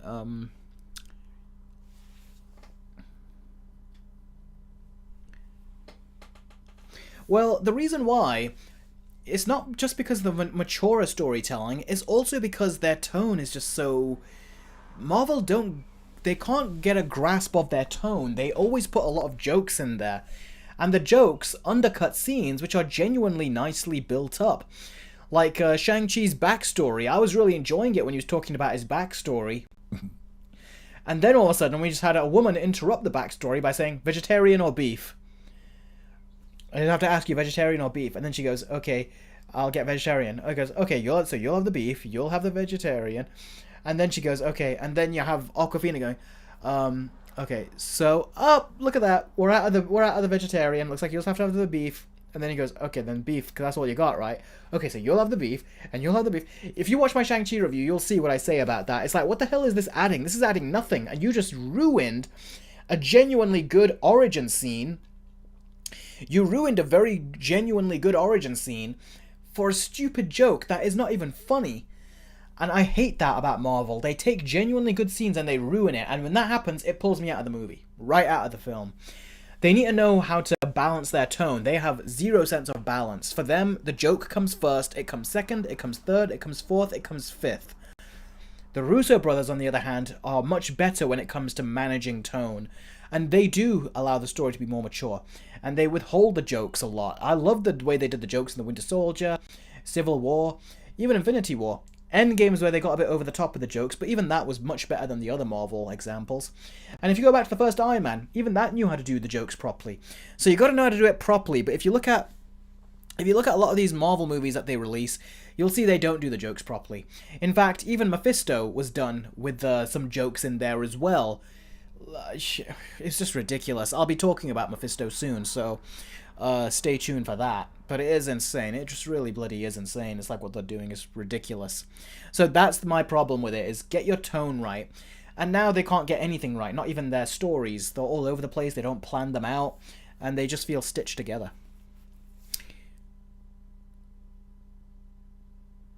Did you hear Dune 3 starts filming tomorrow? Wow, it starts filming tomorrow. That's, well, didn't expect it to start filming tomorrow. Connor, he's joined in, says, also, hello, Eric, been a while. It has been, Connor. I haven't seen you for quite a bit.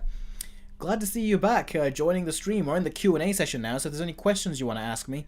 Also, Connor, I don't know if you're interested, but I'll just say, you can see over here, we've got the Jurassic World Rebirth live voice chat, which, right after the stream is over, we'll be talking about the movie over on my private Discord. So if you want to join in and do a voice chat, or just be a part of the community with the Discord, we've got 11 or 12 members on there right now. I'd be love to have you as a member. So you can chat with us more regularly or whenever you want to, and then do voice chats at points.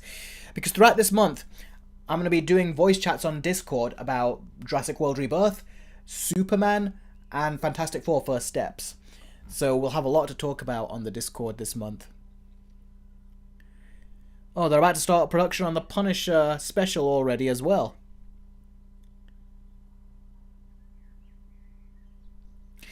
Pop Culture Fan says, you said the way they wrote Dewey was woke, but in your initial review you said he was the best character and left the biggest impact. Care to explain? Did I say woke? I can't remember, it's been a long time since I did that review. I said what they did to him was, because there's a trend in Hollywood when remember this, Hollywood are the ones that got exposed for their scandals with the Me Too thing. After that, they were trying to say, no, we're innocent, look how good we are to women. And then they tried to say, they did the false empowerment thing, and they did the false, you know, with the thing where they were trying to like say, look, we're casting black people, but then they're not really doing much in the movie. So it's like they're trying to put on an image that look how good we're being. But one thing that they did in the process of this is that they took the male characters and they mistreated them. So look at what happened to Han Solo in The Force Awakens. He was an old hermit, he failed his marriage, he failed his son, he went back to his old ways, and meanwhile, his wife thrived when he wasn't around. Now look at Luke Skywalker. He failed his nephew, he failed his sister, he failed his friend, he was an old hermit, and again, his sister was doing far better without him. And then both Han Solo and Luke, they died in the end, and in stupid ways too, particularly Luke Skywalker. And then also, you can also look at Joel in The Last of Us. He also was someone who failed Ellie, essentially, or she hated him, and he became an old hermit, and he also felt like he basically went through all the same stages, and in the end, he also died. And then if you look at John Connor, what happened to him when they basically killed him off as well? Now, we get to Dewey, and Dewey, in this, he was also an old hermit, he lost his job, and he lost his marriage, and guess what? His wife was doing far better without him. That's what Gale did, far better without him. And then in the end, he died, and in a stupid way. And now there's another one as well, Harrison Ford as Indiana Jones. He lost his job, he lost his marriage, he became an old hermit, and while she was all fine on her own, he was a big mess, where you see him in his underwear and everything, and he was just like a complete mess. And then in the end, he was originally going to die, and then they reshot it. You can clearly tell where he could have died, but there were too many leaks saying he was going to, and I believe those leaks. And then they reshot it to make sure that he's alive in the end. But are you noticing this pattern, where how they've treated all these male characters? And I know I'm missing a couple out, but that's what Hollywood did, and to me, that was woke. That was with them trying to preach and say, look how the strong female characters are like succeeding, but their male ones, they suck. They really do. And what happened to Dewey? That's the thing. They don't say that Dewey was retiring. They say he was being fired. Like, he had no choice. And he wasn't the sheriff no more. Indiana Jones, the fifth one, he also didn't have a choice. He was also being let go because no one was interested in his class, they were trying to say. So a lot of these characters, they're just, it's like against their own will. It's like there's a pattern. So that's what I mean. He's a great character, Dewey, and so is Luke Skywalker and all these others. But the way the movie just dismisses them and throws them away and disposes of them like they're nothing, that to me is the woke part. So that's my explanation behind it. It feels like they deliberately wanted to make the guys look low to make the women look better. And that is not how you treat these iconic characters. If you want to see a movie that, or a old property that focuses on the original legacy characters and next generation new characters, then look no further than Cobra Kai. Cobra Kai is the only one that treats the legacy characters with respect, whilst also creating characters for the new generation. They're the only ones that did it, and they were much loved for it. Star Wars didn't. Look where Star Wars is in right now. That's basically how I feel strongly about that. That's what Hollywood have done, and that's why it's come to this essentially. Pop Culture says, sorry if I'm spamming this. Supposed to be one big message. Yeah, that's okay. I think I've answered both of them. What actor do you think gets cast too much, says Deadwolf? Obviously Pedro Pascal. He's the big one right now. He really is. Really, Josh, man? The third Hobbit movie was rated R, and they did not utilize the rating right. Was it rated R? I never knew about this.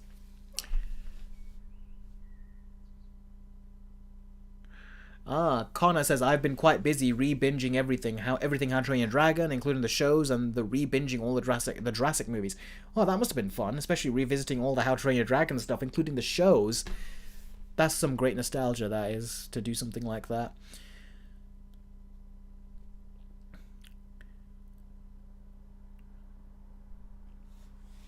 Jake says, yeah, it's not your fault, but people saying woke is basically just them complaining about non-whites in their films these days.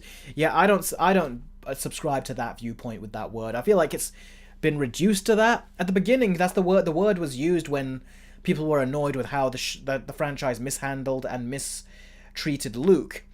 That's where it came from. That's where I heard of it. The word really came about. But then it kind of turned into its own thing later, where people did all that. Goat says he added a poll on Discord. Did you? I thought I didn't allow people to put polls on Discord, I thought.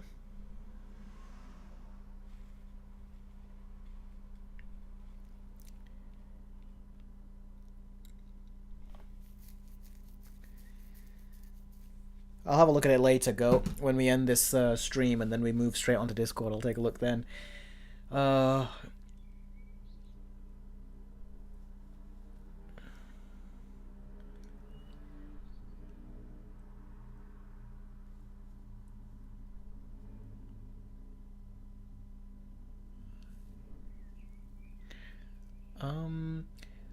Where is that question? Khan says, what about Creed? Creed was another good example. I like what they did with Rocky in that. So yeah, that's another good example.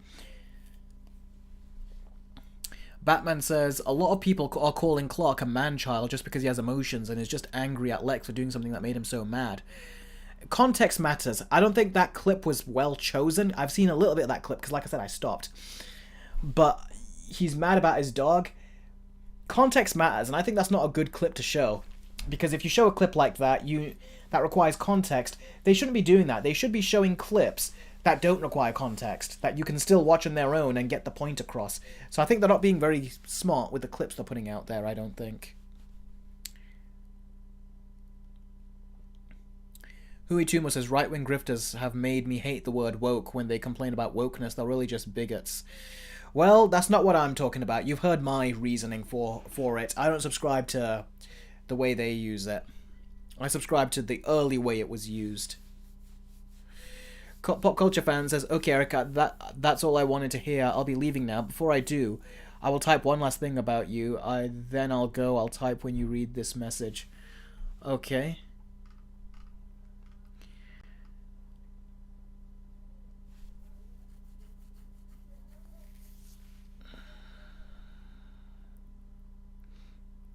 Oh, you delete the poll, Goat. Oh, okay. What poll was it, out of curiosity?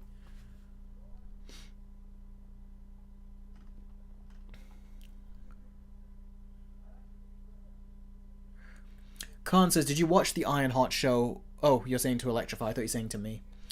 Was Rebirth at least better than Dominion? That's a bit of a complicated question. I'd say yes. Mainly because it was more simple. But again, I can talk more about that once we start getting into the Discord and we talk live. Connor says, is Camp Cretaceous worth watching to anyone who's seen it? Yeah, I think it is worth watching. So it starts off a bit too kiddie, and as it goes, it picks up. And then the tension is really good during the dinosaur scenes. They're really great, surprisingly.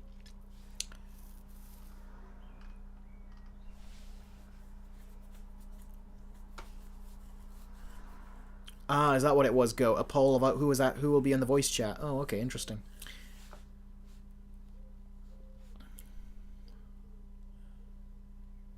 Cole says, have you seen Fight Club and Seven? If you have, what are your thoughts? Yeah, I watched both movies. Seven, I don't like as much as other people do, but I thought it was pretty cool. And Fight Club, that was good. That was good. It was messed up, but it was good. That ending, though, the twist ending, it's a good twist ending, but I was just watching movies. I happened to watch movies around that time where they all had that twist ending. And for me, I was like, oh god, another one. Like, what are the chances?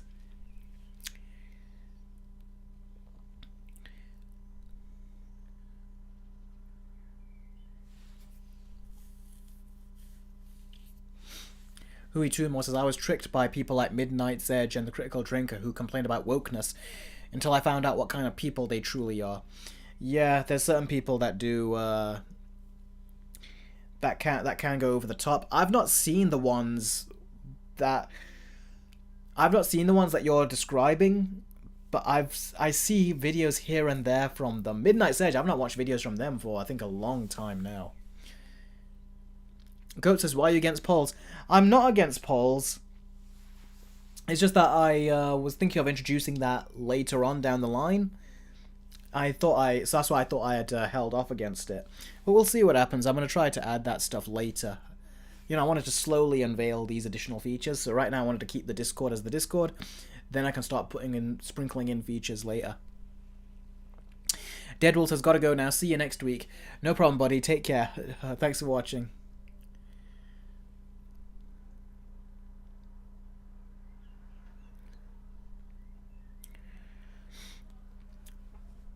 Is Jurassic Park 3 worse or Dominion worse? Dominion is far worse.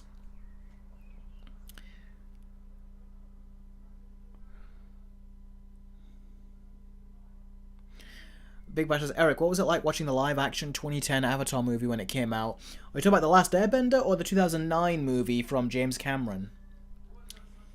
If you talk about the M. Night Shyamalan movie, I did not watch the Shyamalan movie until years later, when I actually watched Avatar, and then I saw some of the Shyamalan movie after that. And I saw some of it, but I watched the whole movie when I did my Versus video, so if you want to watch my Versus video of Avatar The Last Airbender versus the Netflix one, I think I talked a bit about the Shyamalan show then as well, I think. Eric, will you be seeing Superman in IMAX? I wish. We don't have an IMAX nearby.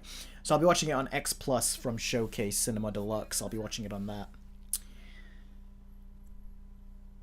Chaos Theory rings a bell, 10 Rex, but I can't remember what that was.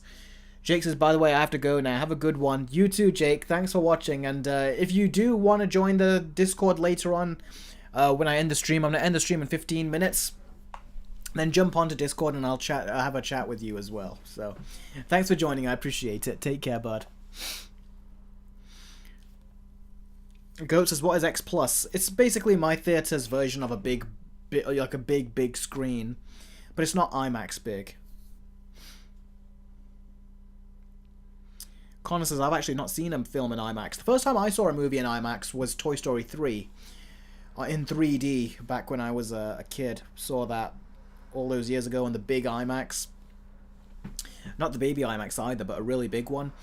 It was cool. Eric, do you think Thunderbolts is better than Deadpool and Wolverine?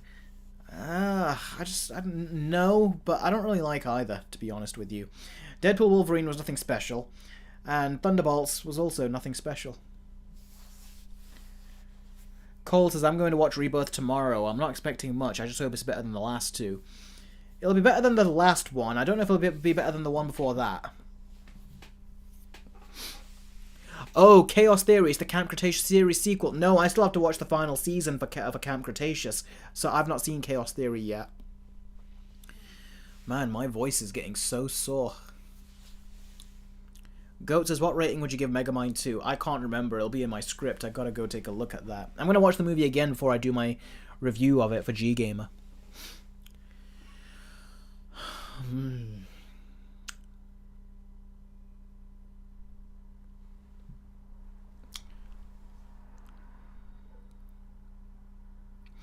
Khan says, Eric, what are your thoughts about Elio bombing and the movie apparently having a different version of the movie that got scrapped and later changed by Pixar? The only thing I heard about that is that Elio was supposed to be a queer character. And I'm like, what was the point of that? Why does the character have to be queer? Like, it looks like it has nothing to do with whatever the story is. I've only seen the trailer of the film. I've not seen the film. But this is back when Disney were preaching. And families did not like that they were putting all that type of stuff in the films. And it was affecting their box office. But now that they've taken it away, their box office has been increasing. As we've seen with Moana 2 and Inside Out 2. So I think now they're trying to take that out because they know it's not making them money. So I think that's ultimately the situation now, is that they're trying to take it out. And I can see why. But Elio just looks like a very uninspired movie to me. It really does, so it just doesn't interest me. Yeah, Deadpool 3 did not age well, but I didn't even like it back then as much either. You guys saw my review. I was disappointed with Deadpool and Wolverine even back then. I thought the plot was just all over the place. Huey Toonmore, thank you for that. Let me give a read. Other changes included his aunt used to be his mum. Okay. And his dad was alive, and he didn't want to be abducted. Okay, but it's a bit hard to actually, like, formulate the plot out. It's a bit hard to extrapolate the plot out of that because I've not seen the movie. So yeah. You think Disney itself could recover again, said Electrify. It can recover. They just got to get their heads out of their asses, which they still haven't fully done yet.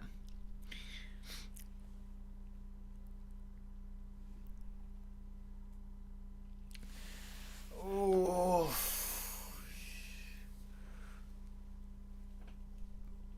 Ugh. Oh, I've got to go. I've still got to eat. I've not done that yet. Oh.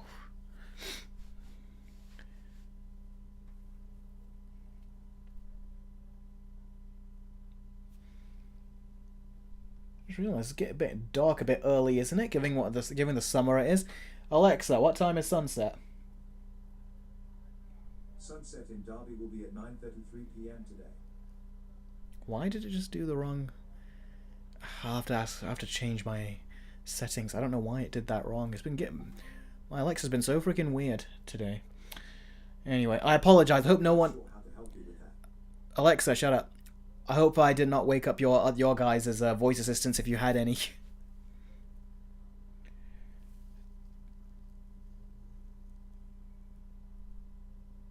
Yep, went deep, Batman. Oh, Big Bashers, remember when you ate on stream, Eric? I did. I do remember eating on stream. Yeah, that won't be happening this time. But yeah, you guys all wanted basically the food that I was eating. You guys saying I want some and stuff. That was a fun one.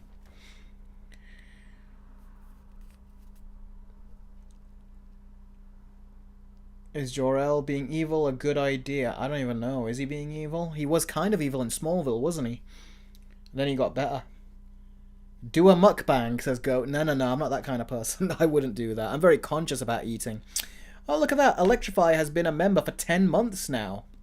Thank you very much, Electrify. I appreciate that. How time flies. It doesn't even feel like you have been a member for 10 months. It feels a lot shorter than that.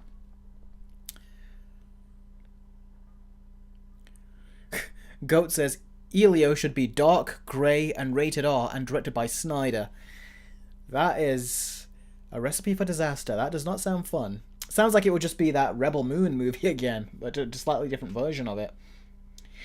Okay, guys, I think I'm going to call it quits now. I'm going to move straight onto the Discord because my voice is getting sore, and I have to eat as well. I'm really feeling very hungry and all that. So, guys, it was an absolute pleasure as always. If you want to jump in, remember, we're going to be doing the Discord right now. Like, pretty much as soon as I've ended the stream, we're going to be talking for a good bit about Jurassic World Rebirth. We'll be doing it in a live voice chat, and we'll be doing it about 5 minutes after I've ended the stream. So you can see here, it says 9:15 p.m. So in that time, if you want, you can go to Patreon, join the $10 perk here, and you'll gain access to my private Discord. And then we can all chat live, and we can talk about the movie. So yeah, guys, it's been an absolute pleasure. Love chatting with you every single week. And yeah, I'll see all of you guys in the next few minutes, next 5 minutes. So thanks a ton, everyone, and I'll see all of you in the next 5 minutes. Take care.